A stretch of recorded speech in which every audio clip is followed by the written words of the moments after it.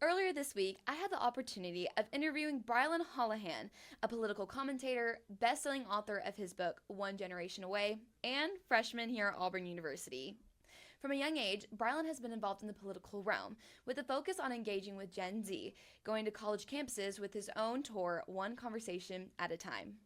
We talked about his journey with his political career and how he balances being a student and a commentator, but also his perspective on Turning Point USA and the role of college students when it comes to civic engagement. I'm Tessa Allen, and here's our special segment with Eye on the Hill.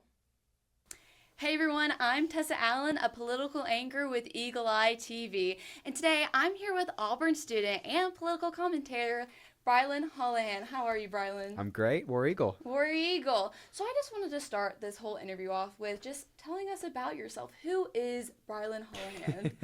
Well, first and foremost, I'm an Auburn freshman, and I could not be more excited to be able to go around the country getting to say War Eagle to some audiences that aren't very receptive to the War Eagle chant. It's really fun. I just finished a 10-stop campus tour, and some of those campuses were some of our rivals, so getting to walk into Bama's campus and scream a War Eagle was really fun. I've really enjoyed that part of it. I'm 19 years old, born and raised in Tuscaloosa, actually, so I came to the bright side over here in Auburn country. But I started politics a little bit earlier than most people get interested. It was during the 2016 election. I'm horrible at math, but if you're good at math, you understand that I was about the fourth grade, 11 years old, and just really figured out that the problem in our country was a lot of the adults screaming at each other instead of talking to each other. And I said, maybe our generation could be the one to fix that. And so I started a podcast in the fourth grade. Charlie Kirk was the first guest to come on. And that journey started and has taken me all the way here as a college freshman, and I haven't stopped. There's been a lot of opportunities and a lot of moments to say, whoa, it would be a heck of a lot safer if I put down the microphone and just went to classes like a normal person. But you're in class with me and you understand that we can still make both work at the same time. And I'm very grateful for this opportunity. To start, how did you go about starting this all? Yeah, so I remember voting in a mock election in my school's library. I remember waking up and hearing the news of the election victory in 2016. I remember some of those pivotal moments in the debates that kind of drew me in, but I was just paying attention. I wasn't doing anything hardcore involved at the moment. And I decided about July of 2017 that I wanted to do something. But I know this will shock you. Your options are limited in the fourth grade. 11-year-olds can't run for political office. You also can't start a Twitter account until you're 13, so I couldn't meme tweet. My options are very limited. What I could do is write, and I just learned how to use a Word document in fourth grade computer science. And so I sat down and used one of those Word documents to write out a newsletter. And every week I sent out a newsletter with my opinion on maybe the top 3 topics, I think it was. I'll be honest with you. It was legitimately 7 subscribers when we started. Basically, my Thanksgiving dinner table of grandparents, cousins, aunts, uncles, those are the people that got my first ever newsletters. And that audience has grown over to well over 2 million today in 9 years, just because of, people taking chances and opening doors. It's grassroots activism at its finest. It is my grandparents forwarding it to their Sunday school class, and my aunts and uncles forwarding it to their coworkers, and my cousins forwarding it to people in their classrooms. And because of that, through the power of social media and through the Lord opening these doors, we stand here today with this platform. And there's no way that this makes sense. There's no statistical way that an 11-year-old was supposed to have a political commentary career, write a best-selling book, work for a successful presidential campaign, all before he starts college. There's legitimately no way that anybody could have predicted that or any steps that I could have taken to that myself. It is the Lord opening doors and making this possible. And so I wear these Bible verses t-shirts every time I speak on a campus. And I had somebody the other day stop me after the speech and be like, why are you doing that? You could very easily have some obscure coffee company come sponsor you and you could wear their merchandise. You can make a lot of money. And I said, no, the Lord opened the door for me to hold this microphone and stand on this stage on this campus. I'm going to give back and kind of glorify him through this platform. And so there's a lot of people. Just this morning, I posted a little devotion on my social media. The most hate comments I've gotten in weeks on a devotion. People just want to attack stuff like that. So it's the world we live in, but I'm blessed to be on this campus with so many people that are so supportive of what we're doing. Yeah, and I actually want you to, could you expand on, the backlash that you're getting with being a college student and navigating, your career with getting involved in politics? So Sure. How are you, navigating that? It's overwhelming. Very little sleep, averaging 1 to 2 hours of sleep most nights. I got 2 last night, which was a good night. We were up and did Fox and Friends this morning, which was very fun, but it was very early. And then I had an 8 a.m. class, and we were right there and made it through all the classes today. I'm heading out to another interview right after this and then a speech later. It's overwhelming, but it's good. And it's the choice I made because I wanted to be a college student first. And I wanted to have this experience with my friends.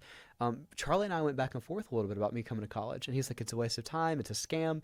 And like, I definitely believe that in 2025, you don't have to go to college to survive in America. I absolutely think that people that go to trade schools or go straight into the workforce can legitimately make substantially more money than we can with a college degree.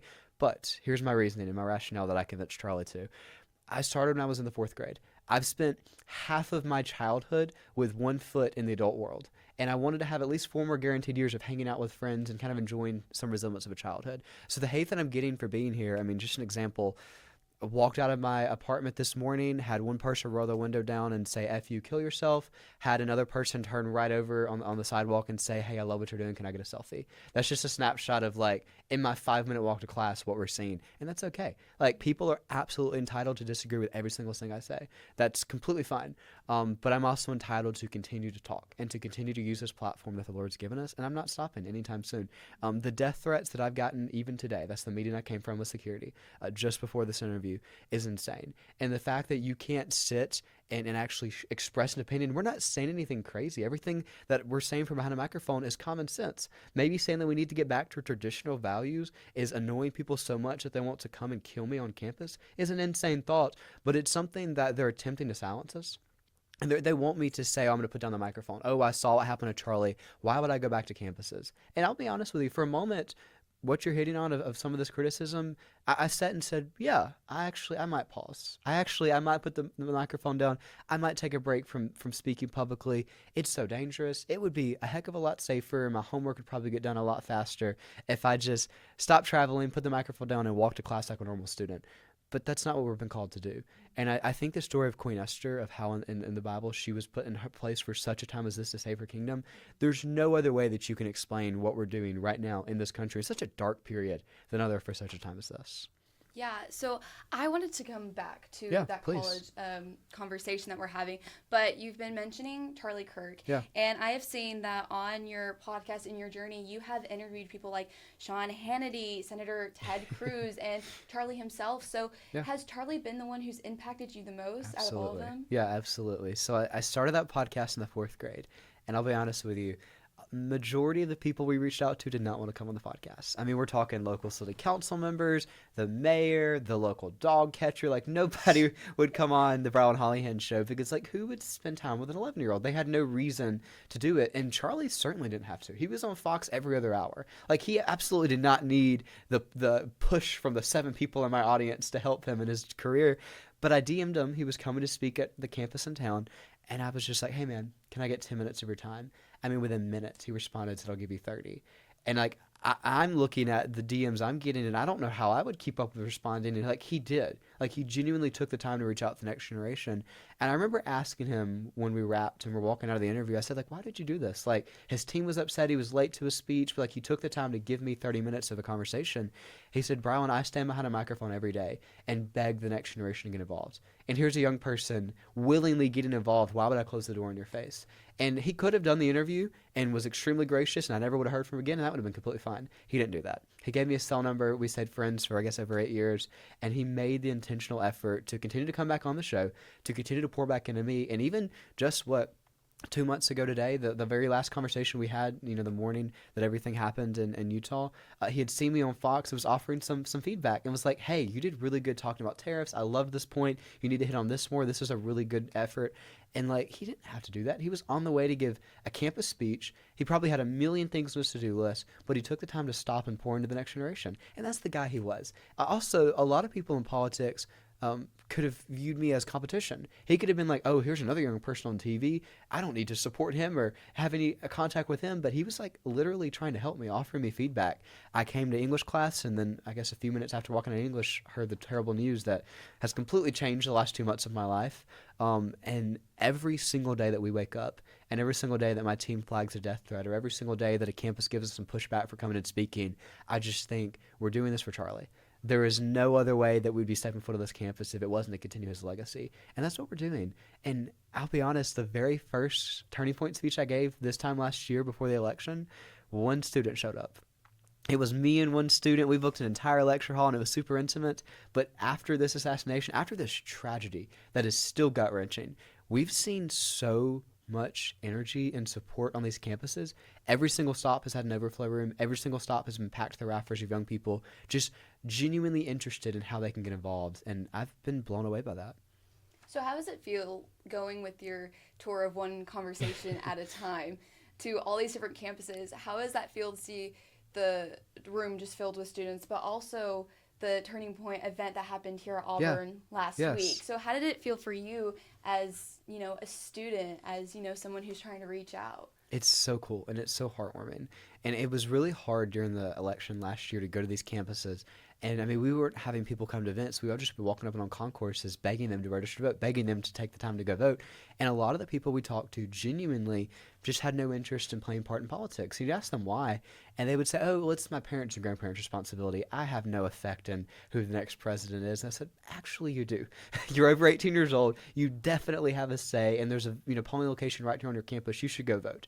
And now it's the opposite. Like, they're like waiting in line hours to get into the room, just like what we saw here at Neville Arena on Auburn's campus. That morning I spoke in Indiana, that afternoon I spoke in Atlanta, and that night we got back just in time to come to the Auburn speech. And by the time I got here, I was walking in with Coach Tuberville and was shocked by the line of students that had been there since early that morning, just waiting to get into this event. They're not getting anything, like they're not speaking. They just wanted to hear and genuinely get poured into by these leaders in our party. And I thought that was so inspiring, that they wanted to play some part in the future of this country. And so I was walking up talking to some of the students in line, and I recognized a lot from classes that I'm in with them. And I was like, hey man, like, why'd you come out here? Like, what are you here for? And he said, I want to do something to be able to say to my children one day that I'm handing you a better America than I was handed.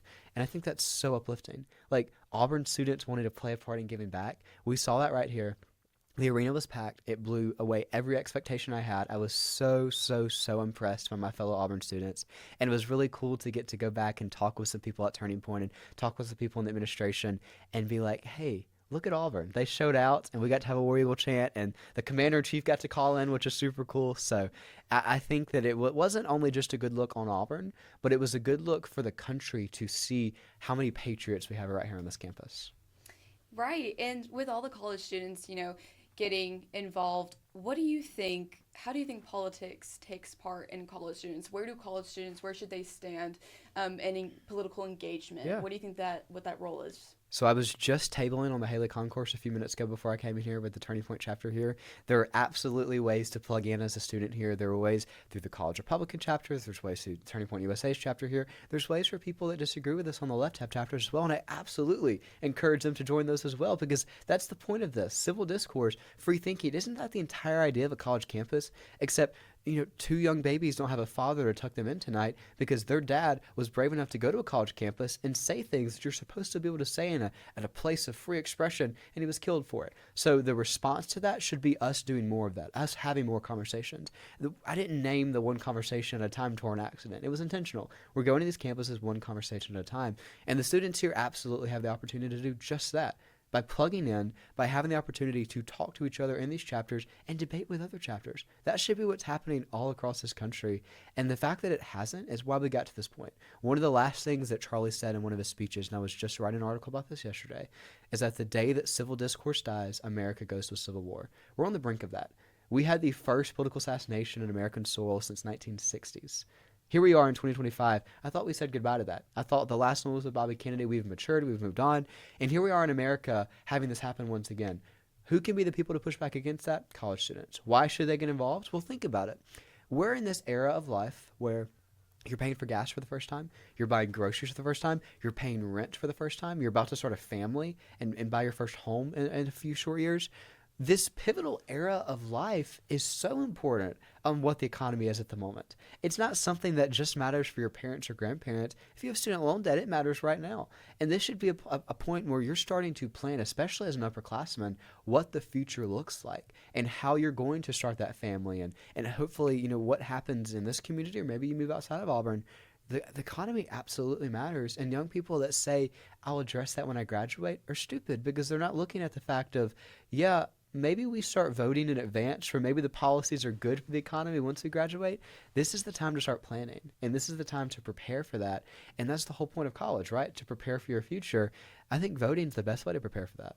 And how have you, as a college student, as an Auburn student, how do you think that being here at Auburn and being in this environment changed your own just political and perspective and how you go about what you do? Yeah, totally. So since 11 years old, I've traveled to college campuses, spoken on dozens and dozens of college campuses, but getting to live on one is completely different. And getting to every single day listen to people that disagree with me and agree with me and hear different opinions is amazing. Sitting in class, walking to class, I told you, getting screamed at, sitting at the dining hall I just came from, getting to hear from people is the coolest part. And what I love the most is out there on the concourse, where you have people of different opinions asking you to join their chapter, asking you to come to their events. I've been to events on this campus with speakers that I absolutely disagree with, but I wanted to hear them out. And I wanted to have that conversation, a discussion with them. I can't think of a better place to house those ideas, a better place to genuinely have civil discourse, this novel concept that we talk about so much. Well, we have classrooms and lecture halls readily available every single night of the week to have civil discourse and have that debate. And guess what? If you leave that classroom or that meeting or whatever chapter you have going on still disagreeing, so be it. At least nobody got assassinated. At least nobody screamed in somebody's face. That's where you move forward in the country, where we can actually have debate between each other. That's what America has to go back to. And I can think of no better place than Auburn's campus for that free expression of ideas to happen. And for just being here at Auburn and just all the different expressions of ideas and the different, organizations, do you plan on getting involved in other ways here at Auburn? Because Absolutely. I know you're so busy. So what are some ways that you plan on getting more involved here on Auburn campus? Yeah, I'm here for a reason. If I was just doing political commentary, I would just be doing that, making a heck of a lot more money with a lot easier sleep schedule. The reason that I'm here and staying up late at night after getting back from a speech to study for an exam or an 8 a.m. test the next morning is the intentionality of wanting to be an Auburn student and be able to graduate as saying I'm a Tiger and wanting to chant War Eagle at the games. I haven't missed a home game yet. I've been in the student section with my peers every single time, and that's been my favorite part. I've plugged in here at the Turning Point chapter. I was just at the CR's table a few hours ago when they had the chairman here on campus. It's been really cool to see the platform that, anybody, big or small, could plug in right here on the campus. That's where I want to continue putting effort into. I know there's some really cool opportunities across this campus for leadership. I got to serve as our SJ president at my high school for 2 years and really had fun with that, and it was awesome. I think there's so many places right here on Auburn's campus. You hear it in the tour, but when you come here, you legitimately see it. If you want to be a leader, if you want to give back to a campus that's given so much to you, there's absolutely room to do it. And what I want to be really clear, they tell you on the tour that Auburn's a family. I have never seen a better example of that than when the assassination happened. I haven't shared this story yet, but we'll share it with you here because I can't think of a better place to share it. I obviously hadn't slept after the assassination, so I was up the entire night before. We'd done some interviews earlier on, and I remember hitting a wall of it kind of starting to sink in that the assassination was real and he was gone. And I remember just sitting in my living room for hours. My phone was turned off, just processing it all. And somebody ended up getting a text through to me, and it was BP's trying to get a hold of you. And I was like, BP? Who is BP? And I ended up turning my phone back on, and it was Bruce Pearl had been trying to get a hold of me. And he was like, hey, man, I'm taking you to breakfast. And I'm going to miss practice this morning, and we're going to go to breakfast, and I'm going to be there for you and pick you up. You're in a new town. Your parents aren't here. You're adjusting to life as a college student, and one of your closest friends just got murdered on live TV, and you've got to keep going in a career from here. And I was like, oh, you don't have to do that. Go to practice. We need a good basketball team this year. And he was like, no, we're going to meet for breakfast on campus, and I'm just going to be there to pick you up. And we probably spent an hour together. Just, he's sitting there praying for me. He's giving advice. He's offering, places on campus for feedback and support. And I remember walking out of it just being like, you didn't have to do that. You don't have to know who I am. You're the greatest basketball coach in the United States of America. And you took the time out of this random, whatever it was, Wednesday, Thursday morning to give back to an Auburn student that was a freshman that played no impact on the basketball team because he genuinely cared. I'm walking back to my apartment. I get a call from an unknown Auburn number. I answer it just thinking maybe it's a class that I missed or something going on that day. It was Hugh Freeze reaching out to offer support. Now, these people didn't have to do that. This is the Auburn family, and they've been there the entire way, and they've supported me the entire way. They've helped me be able to juggle a full class schedule of 16 credit hours this year, and you've been with me. I've done our best not to miss classes, and also do a full 10-stop campus tour and try to continue Charles' legacy. There's no other way that would be possible without the Auburn family. And so those are just two examples between Bruce and Hugh, people that didn't have to know I existed, people that didn't have to in any way, shape, or form do anything but like a social media post, but they took the time to find my number, reach out, take the time to call and support me, and have continuously been there. I talked to both of them again today. Just texting and reaching out and offering support and feedback on this campus. That's the Auburn family. And so when I scream War Eagle at the beginning of my campus speeches, that's the heart and soul behind it, because I believe it fully. And that's coming from a Tuscaloosa native. So if I can chant War Eagle and I can feel passionate about the Auburn family, I think anybody can.